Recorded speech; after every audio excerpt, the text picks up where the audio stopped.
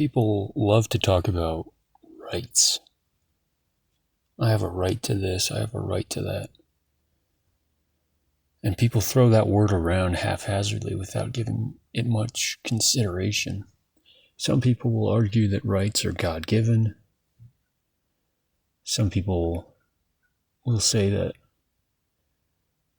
rights are a social construct so that we can live in a peaceful, coherent society. I would suggest that your rights are only the set of things that you personally are willing to kill or be killed for. And everything else is a privilege that someone else can take away. Some people, of course, will say that others have died to defend our rights or to give us rights. If your rights require someone else dying or fighting or killing to give them to you, they are not yours. They are a privilege that the person doing the fighting is affording to you, and they can choose not to continue to do that.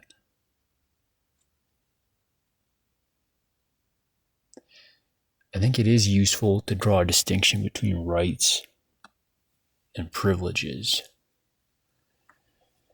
because the word rights carries more weight, and so when people use that word, they're stealing the weight of that word and applying it to something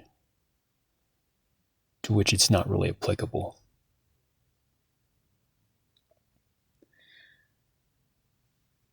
If you personally are not willing to give your life for something, if it is not that important to you, then it is not your right.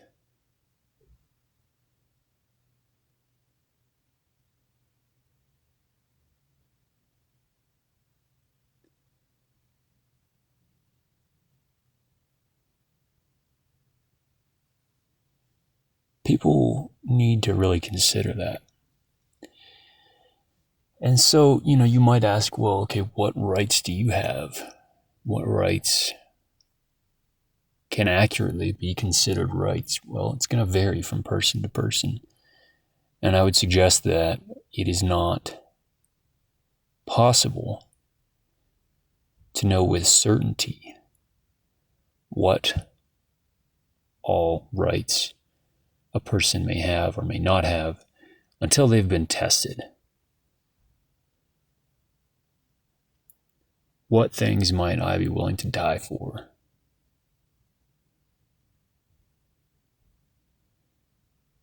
It's not no things. There are some things, but not everything either. A right, it seems to me, if that word is going to mean anything, has to come from within. In that sense, you could say it is divine, or that it comes from God. But one other way to put it in that case would be to say, God affords rights only to those who will die for them.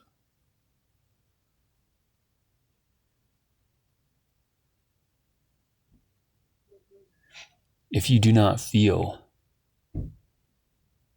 let me put it this way, if you do feel that something is your God-given right, and you actually mean that, and you have conviction about that in a way that is not just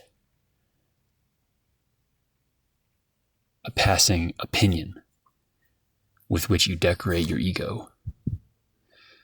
If you really mean that you believe you have a right that God has given to you, then you, as far as I'm concerned, are staking your life to that claim.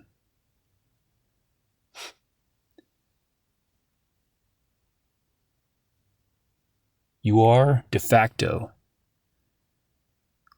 saying that you are willing to die and maybe to take a life. I mean, it's sort of the same thing.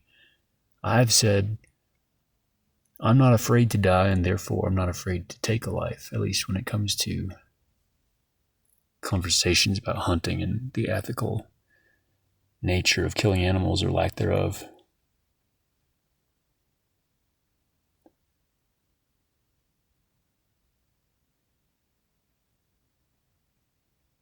The question is, under what circumstances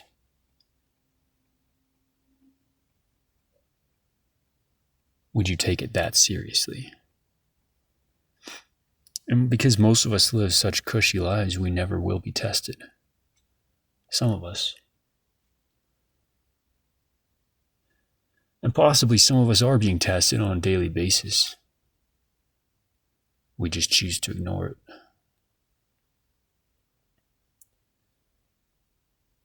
But if your government says that you have a right to freedom of speech,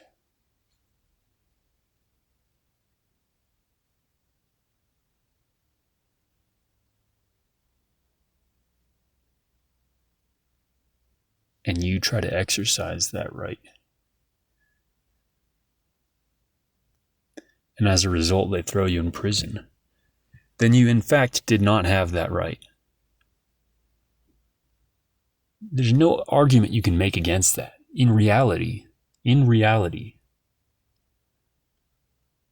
what actually happened, you did not have that right. Now, if the infringement of that so-called right was so unacceptable to you that you were willing to die over it, then it can accurately be said that as long as you were alive, you did have that right. When someone tried to take it from you, you said, no, this is more important to me than life itself. That is very, very rare. And the number of people who are willing to go that far approaches zero. Which is why I don't really believe in these concepts of universal rights that people like to talk about, on both the right and the left. What do you mean universal rights?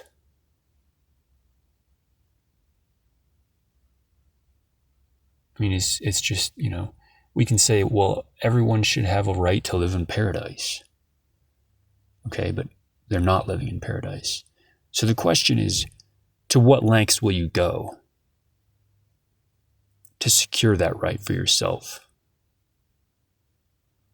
You could say everyone has a right to the basic necessities, food, water, and maybe shelter. Do they? Is someone going to procure that food on their behalf or build that shelter on their behalf? If that man is willing to kill or be killed, to use force and risk his own life, to coerce someone else into procuring those resources for him, then in fact he does have a right to those things. But if instead he's laying on his back, just an empty mouth to feed, a consuming carcass of a human being, unwilling to risk his life for literally any conviction, then I would say that man has no rights whatsoever.